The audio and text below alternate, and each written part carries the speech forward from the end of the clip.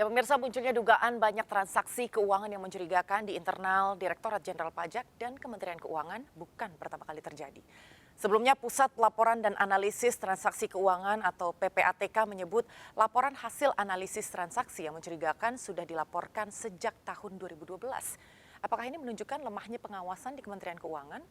Kita akan membahasnya pemirsa bersama Koordinator Indonesia Corruption Watch, Agus Sunaryanto. Selamat sore, Mas Agus.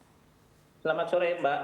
Ya, Mas Agus, sebenarnya kasus Rafael Alun ini bukan kasus yang pertama. Kita tahu dulu sempat terjadi kasus Gayus Tambunan yang skandal ini juga melibatkan pegawai dan juga pejabat Ditjen Pajak. Namun sampai saat ini masih terus terjadi. Kalau menurut Mas Agus sendiri, ini sebetulnya karena memang sistem pencegahan dan juga pengawasan di internalnya tidak optimal atau seperti apa, Mas?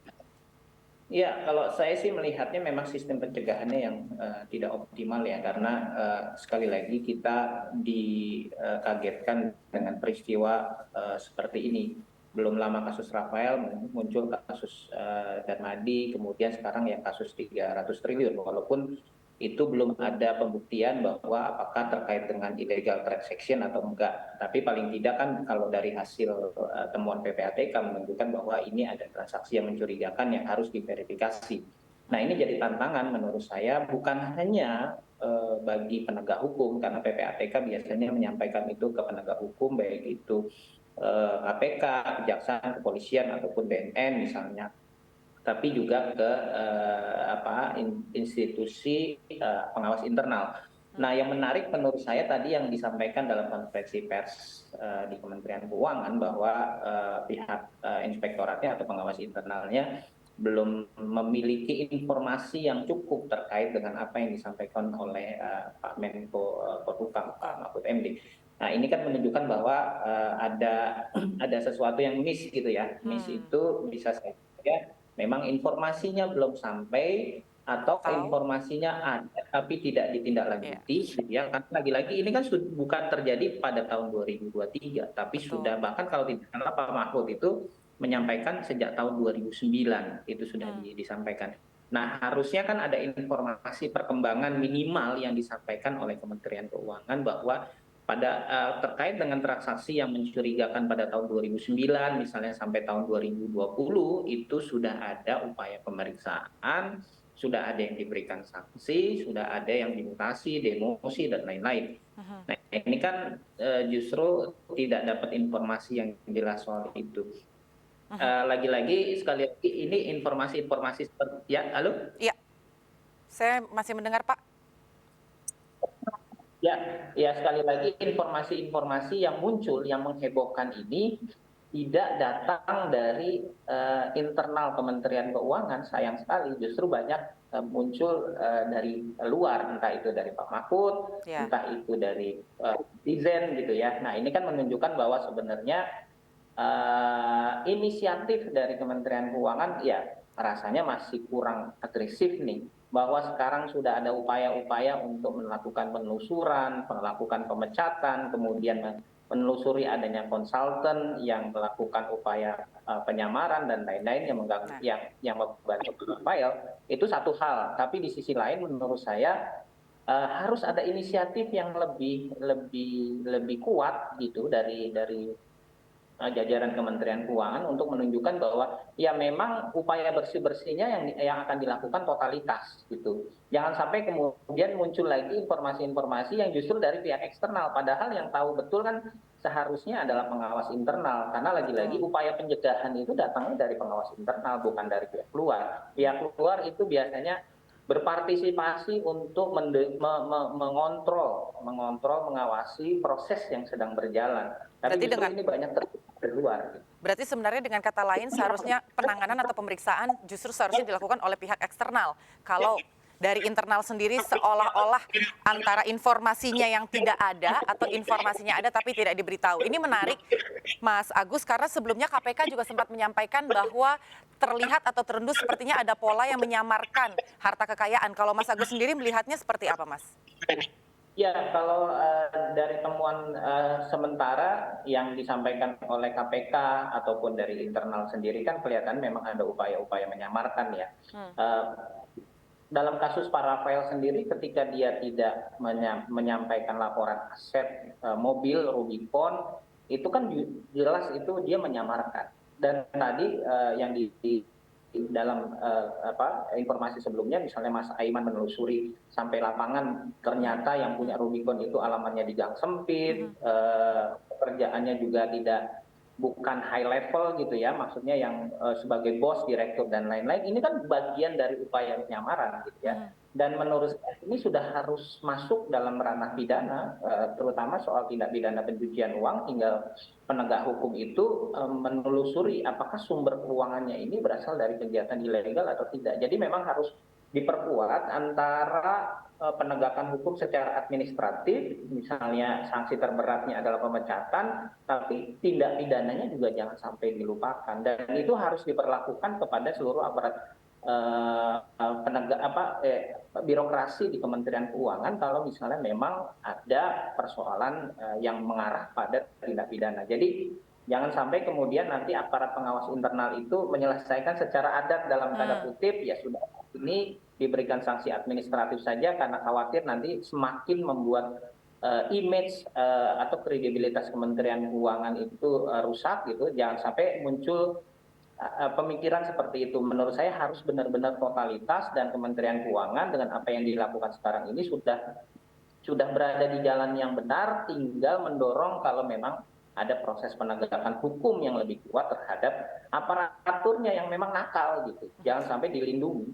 Tapi sebenarnya dengan adanya digitalisasi sekarang sebetulnya masyarakat sudah melihat sendiri bahwa kejadian ini bukan hanya terjadi kali ini aja, tahun 2009, 2010 dan masih memungkinkan terjadi lagi di lain-lain waktu ketika hanya memanfaatkan pengawasan dari internal yang mungkin secara notabene agak diragukan bagaimana objektivitasnya dalam mengawasi ini. Kalau menurut Mas Agus sendiri, kira-kira pihak luar apa yang rasanya perlu untuk dilibatkan untuk mengawasi dan juga untuk mencegah terjadinya permainan yang menyamarkan harta kekayaan dan lain sebagainya di Direktorat Pajak Kementerian Keuangan, Mas Agus?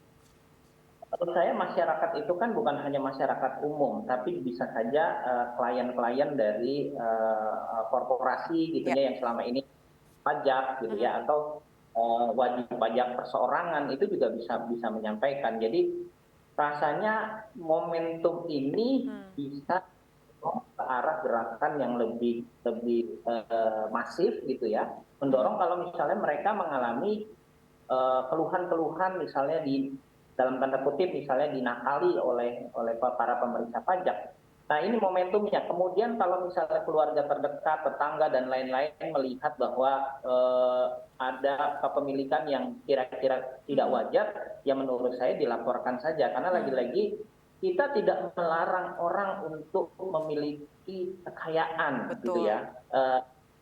Pada prinsipnya kan itu disahkan, dimiliki, tapi harus didapatkan berdasarkan cara-cara yang legal, cara-cara yang berdasarkan hukum. Itu yang harus dilakukan. Nah, menurut saya bisa dilakukan sekarang, bisa menyampaikan kepada ombudsman, bisa menyampaikan kepada ICW ataupun kepada instansi-instansi lain, tapi dengan cara yang menurut saya santun, biar jangan sampai kemudian itu terjerumus kepada masyarakat sendiri, kemudian dilaporkan pencemaran nama baik atau menggunakan undang-undang. Jadi tetap harus kehati-hatian itu sangat penting, karena pada akhirnya tujuan kita untuk membongkar skandal besar, tapi ternyata justru akan menimpa diri kita sendiri.